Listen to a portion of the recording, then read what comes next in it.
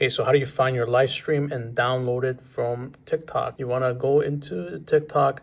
Now this is for desktop. So what you want to do is you're going to go into your account and we're going to go down to more. Okay, when we're down into more, what we want is live tools. So under live tools, now this pops up. What we want to do is we want to go into the live center. Okay, so that's going to change the screen for you, and we're going to go into where we're going to get our recently published live stream.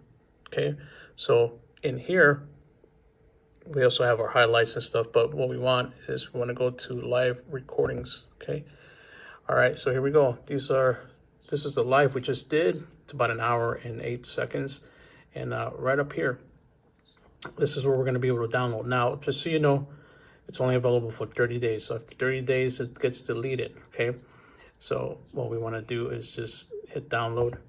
Okay, standard quality.